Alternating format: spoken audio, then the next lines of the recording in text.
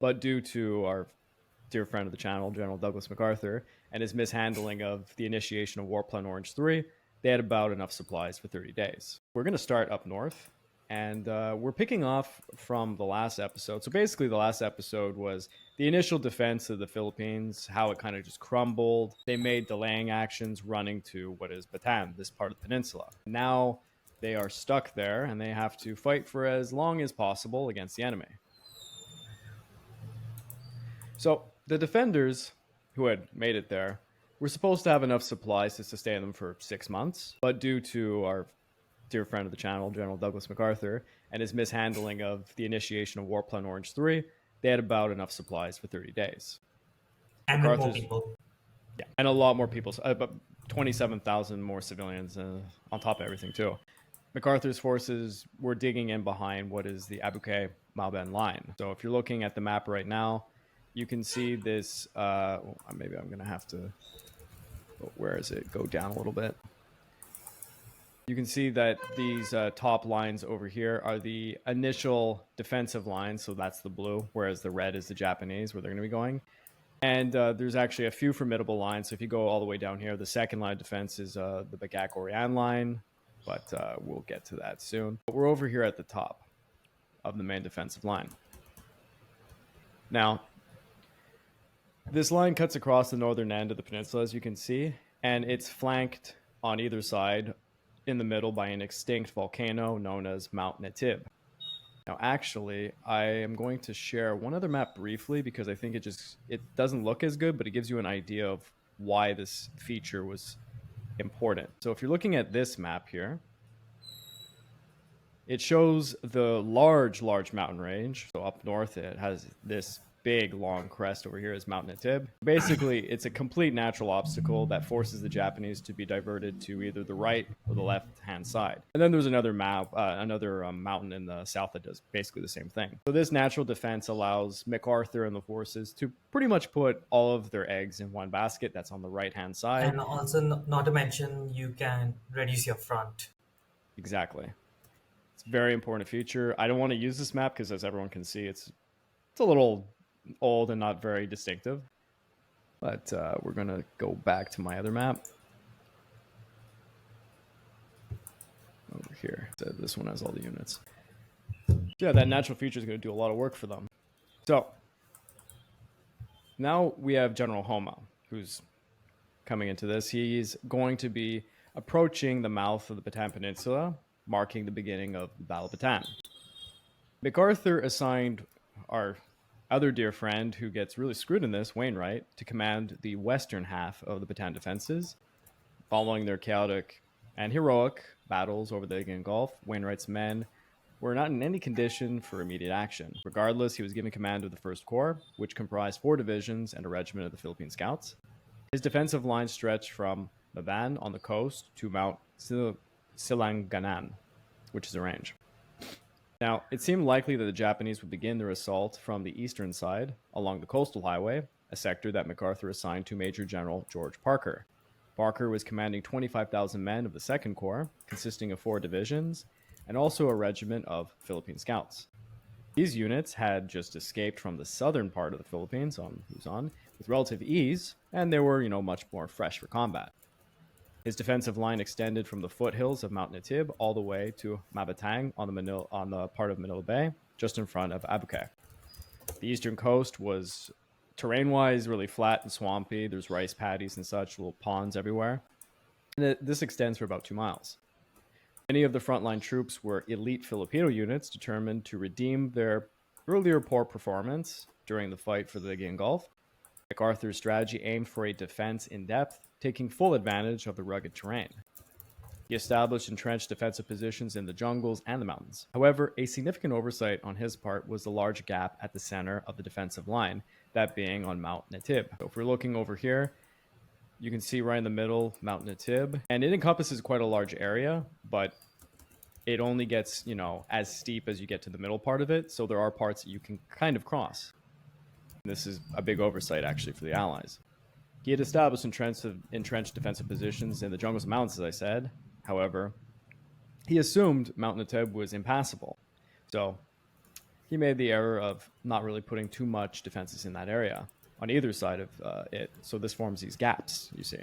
If any Japanese forces managed to traverse said gaps, the consequences would be disastrous to his defensive line. It was actually a scenario reminiscent, if you think back to the Battle for France, so the battle for the Maginot Line, when the French believed their fortifications would repel any attacks, but the Germans circumvented the Maginot Line by going through, the Ardennes Forest, which was deemed impassable, of course. And the column was detected. Yep. MacArthur also formed a rear battle position stretching from Bagac to Oriane. So I'm just going to go south here. So you can see this large blue line going back and forth.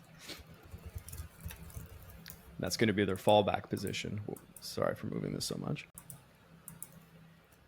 And by this stage of the campaign, MacArthur had already lost around 13,000 men, whereas Homa had incurred about 2,000 casualties. However, Homa encountered a significant setback due to a decision made by his own command. As we mentioned in the previous episode, his most elite division, the 48th, had been redirected for the incoming attack on the Dutch East Indies. This maneuver had been interpreted as a miscalculation on part of the Japanese commanders, as they underestimated the strength of they were underestimating the strength of defenses in Bataan and Corregidor. Yet, it may have also been a tactical choice. The Japanese senior commanders likely believed that they could afford to disregard MacArthur's forces held up in Bataan and, just let them wither on the vine. It's basically a siege situation. The Dutch East Indies, with their vast oil reserves, was the literal strategic objective of pretty much this entire war. So it was much more prudent to go and attack that. Still, the 48th Division is replaced by the 65th Summer Brigade, a brigade from Formosa, which was basically just like a garrison force of 7,700 men, comprised of older soldiers, pretty under-equipped, pretty unprepared, not front line of duty guys. And they're about to hit the front lines. So an interesting development occurs in the background. On January the 13th, Emperor Hirohito was closely monitoring the campaign from a war room situated beneath his imperial palace. He made his first direct intervention into the Pacific War's management, urging General Sugiyama, who was at that time the Army Chief of Staff, to reinforce the troops in the Philippines and to expedite the capture of Bataan.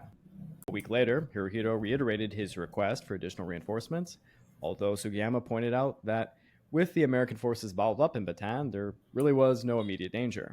Nonetheless, Sugiyama assured the emperor that fresh troops would be sought out. Hirohito followed up again on February the 9th and the 26th. And I just wanted to bring this up to illustrate a point that prior to what a lot of people believe about the emperor, he was very involved into even the day-to-day basis of the war, and he was making decisions. Now, on January the 9th, Japanese forces under Lieutenant General Susumu Moyaka began probing attacks on the eastern end of the Abuke line. This would escalate into heavier fighting. Defenders fought tenaciously, repelling the initial assaults, showcasing remarkable valor, particularly amongst the Filipino troops. However, over on the western Malban line, despite the ferocious counterattacks from the 51st Philippine Division, the Japanese managed to breach the defensive positions. On January the 12th, amidst intense fighting, 2nd Lieutenant Alexander Ninger, a platoon leader in the 57th Infantry, made the ultimate sacrifice, armed only with his rifle and hand grenades, as he charged into the Japanese foxholes, engaging in brutal hand-to-hand combat.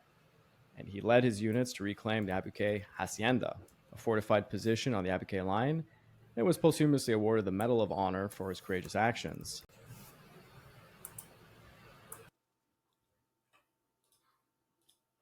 Now, another outstanding act of valor came from a Filipino soldier named Narcisco Orteliano. During a banzai charge, he used a water-cooled heavy machine gun to fend off dozens of Japanese soldiers after his machine gun jammed. Then he switched to his Colt .45 revolver, and he managed to shoot 5 more attackers. When one tried to bayonet him, he frantically grabbed the soldier's rifle, losing his thumb in the process. But he managed to turn the weapon back on him, and he stabbed him in the chest with said bayonet. Another soldier attempted to bayonet him as That's well. quite a counterattack. Yeah, exactly. And he adeptly turned the soldier's rifle back on him, and he shot him dead. Francisco received the Distinguished Service Cross for his gallant actions, earning him the nickname the Rambo of Bataan. Beginning on January the 5th, MacArthur placed his troops in Bataan on half rations. In reality, they were subsisting on about 1,000 to 1,500 calories per day. By contrast, MacArthur and his contingent on Corregidor Island had far more adequate food supplies, sufficient to sustain 7,000 men for 6 months within the Malinta tunnels that they were hiding in. While life in these tunnels had been safer, it was far from pleasant. On January the 9th, one officer known as Pick Diller noted, "Suddenly the lights went out. The tunnel wall began to shake. Japs were dropping 1,000-pound bombs. The air inside the tunnel pressed against our lungs. More bombs fell, and the detonations reverberated louder in the tunnel than outside. Nurses began mumbling prayers.